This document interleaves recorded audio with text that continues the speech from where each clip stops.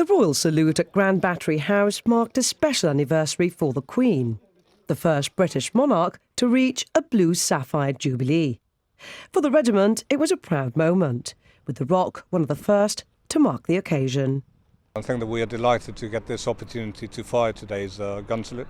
I think we're also luckily being 1 hour ahead of the United Kingdom, that we will be the one of the very first to fire.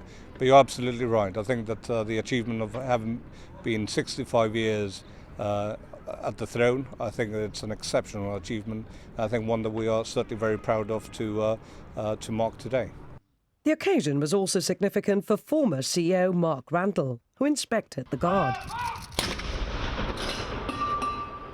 Mark, who last year undertook a charity walk covering 8,000 kilometres from Gibraltar to Jerusalem, later presented around £28,000 to numerous charities. Thanking the community for their generosity, he said he never expected to collect this amount. I mean, last year between the walk to the Rock and the book, it was £17,000. It was much shorter, 2,200 kilometres, about 2.5 months. This year we've had more time, and indeed people like Andrew Pina from the Tarurarte and the Amigos del Camino de Santiago, he's put a lot of effort in raising money. Captain John Pito, the adjutant of the regiment, he's raised a lot of money. Francis Brancato himself, he pulled in £1,000. My wife Michelle organised a few lunches, she's done that.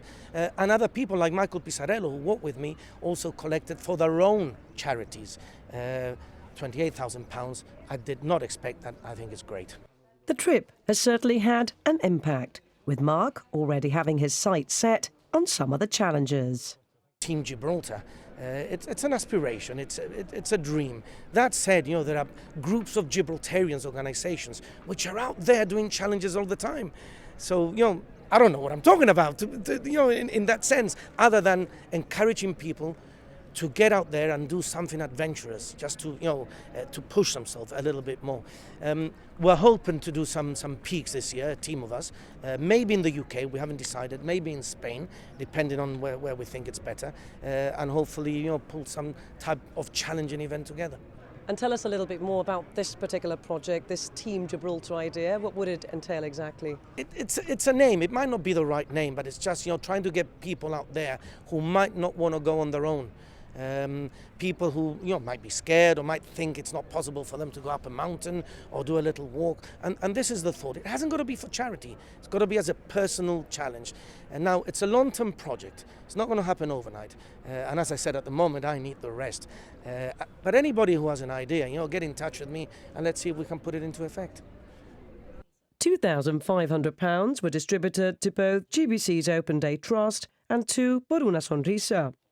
Tarurarte received £7,000 and the major sum of £14,800 was presented to the regiment's Benevolent Fund. The commanding officer in turn presented Mark with a gift, a photograph of the gun salute to serve as a memento of the day.